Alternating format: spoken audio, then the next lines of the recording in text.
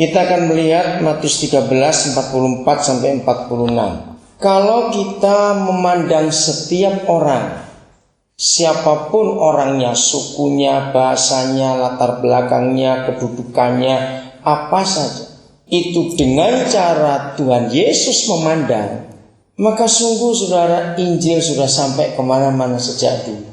Nah, apa yang kita pandang selama ini, kalau kita melihat orang, gereja itu tanpa sadari mengajarkan, kristenkan mereka, ajak masuk ke gereja, jadikan anggota gereja. Nah, ini akan menjadikan benturan di mana-mana. Saya ingin saudara kalau menulis silakan. Saya menemukan apa itu kata misi. Misi itu ialah sebuah pelayanan yang dipimpin dan dikuasai oleh Roh Kudus untuk membuat semua orang kembali kepada posisi yang semula seperti dia diciptakan atau dijadikan. Saya ulangi lagi, misi ialah sebuah pelayanan yang dipimpin dan dikuasai oleh Roh Kudus untuk mengembalikan posisi manusia, untuk mengembalikan posisi manusia yang diatur dan dikuasai oleh Roh Kudus untuk mengembalikan posisi manusia seperti pada waktu dia dijadikan. Kita akan coba melihat Kejadian 1:26. Posisi manusia ketika dijadikan itu serupa dan segambar dengan Tuhan. Betul? Sekarang posisi manusia segambar dan serupa dengan iblis.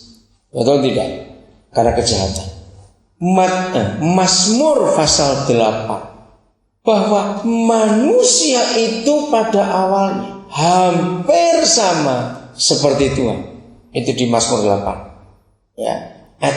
Hampir sama seperti Tuhan, gak main-main, Ustaz. Sekarang hampir mirip setan dalam manusia ini. Betul? Terus dikatakan lagi, dan manusia itu dimahkotai dengan kemuliaan dan hormat. Tapi sekarang manusia apa modelnya? Mahkotanya adalah aib, adalah kejahatan, lebih rendah dari binatang. Itu manusia. Manusia itu pada posisi awal diciptakan, dijadikan, itu menaklukkan semua jenis binatang. Sekarang dengan nyamuk sekecil itu kita bisa mati, demam berdarah, malaria. Ngerti? Kita kalah dengan binatang-binatang. Flu burung buat kita mati juga. Padahal pada posisi semula kita ini ditetapkan untuk menaklukkan mereka, menginjak mereka di bawah kaki kita. Dan ada banyak ayat lain yang kita bisa temukan di Alkitab. Bagaimana posisi manusia semula. Ngerti maksudnya saudara? Nah, itulah misi. Jadi misi itu tidak ada urusan dengan agama sama sekali. Tidak. Ayo kita bergerak terus untuk apa saja yang saudara bisa buat. Asal manusia kita dapat. Itu sebabnya saudara, Injil di Indonesia terkotak-kotak sampai hari ini. Karena para misionaris yang membawa Injil sejak ratusan tahun yang lalu dengan konsep agama. Merauke, hampir seluruh tanah di daerah Merauke kuasai Katolik, yang lain sulit masuk dan sebagainya. Karena pengkotak-pengkotakan itu, karena gereja tidak melihat orang secara utuh sebagai orang, tapi diberi pakaian agama.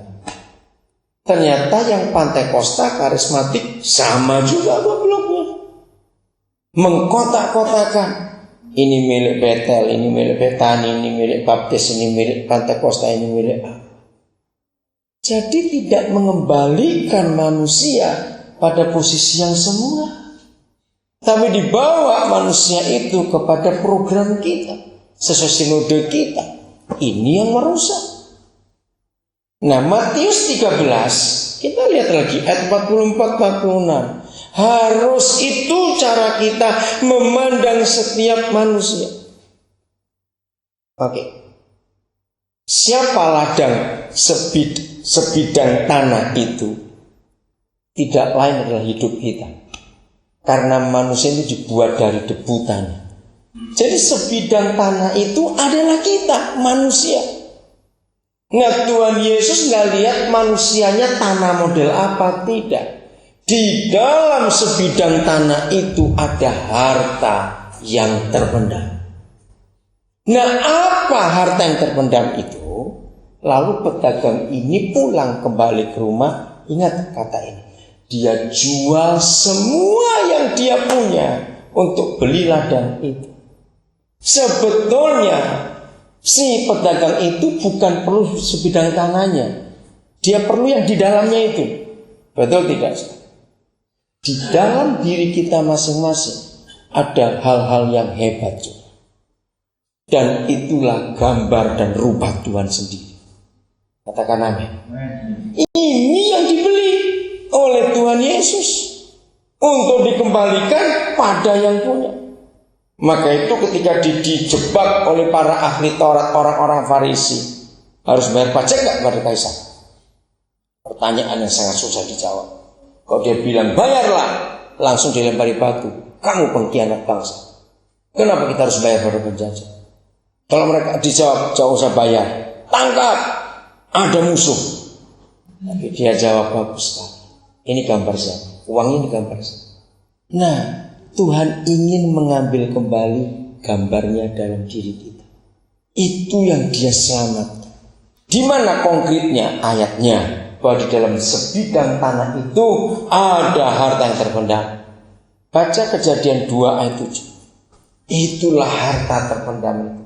Mengapa tidak ada penyelamatan untuk binatang? Binatang gak boleh diselamatkan walaupun mereka perlu dipulihkan. Nah, kalau tidak ada ayat 7 di pasal 2 kitab Kejadian, maka manusia itu tidak lebih daripada binatang.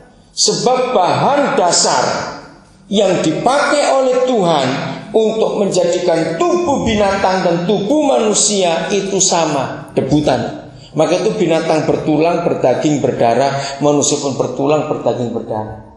Tapi ketika gambar Tuhan itu masuk berupa roh, nafas hidup, maka manusia menjadi makhluk hidup. Jadi jangan panik kalau saudara mendengar kata cloning. Peter masuk ya. Kalau mendengar kata cloning, maka saudara, manusia bisa mengkloning manusia. Tahu kata cloning ya? Jadi memperbanyak manusia gak lewat kelahiran, tapi mengambil satu sel lalu diubah. Itu teknologi yang hebat. Bisa. Tapi roh manusia tidak bisa dikloning. Jadi kalau manusia dikloning, itu jadi seperti binatang, bentuknya orang, tapi gak bisa bicara, gak bisa tertawa, gak bisa apa-apa. Persis seperti binatang, karena gak punya roh. Itu beda. Nah, di dalam roh inilah ada yang hebat. Saudara, ini yang membedakan manusia dengan binatang. Berarti Darwin ketika dia buat teori itu, dia gak baca ayat 7 pasal 2. Kalau dia baca pasal 2 ayat 7 kitab Kejadian, dia gak akan menemukan teori itu. Karena jelas beda antara manusia dengan binatang ya. Dengan cepat saja saya tunjukkan perbedaannya. Maka itu manusia itu hebat sekali. Manusia itu punya kepandaian, binatang juga punya kepandaian. Saudara percaya binatang itu pintar? Pintar sekali. Saya dari kecil suka perhatikan burung. Itu satu contoh. Kagum. Gak punya tangan, cuma punya mulut, bisa buat rumah. Pernah coba tanganmu diikat, ambil rumput, atur begitu? Coba. Gak bisa. Itu yang saya heran, itu satu praktikan. Belah yang pertama, bagaimana cara dia nekuknya, bulatnya itu. Ini pegang pakai kakinya, ya tapi kalau dia pergi, ini lepas tuh. Ngerti enggak? Dan biasanya burung itu selalu sendiri kalau buat, gak pernah berdua. Helai demi helai rumput disusun. Dan mereka itu sombongnya luar biasa. Gak ada orang kayak burung dalam kepintarannya. Di mana sombongnya? Lihat aja. Karena saya jengkel lihat mereka.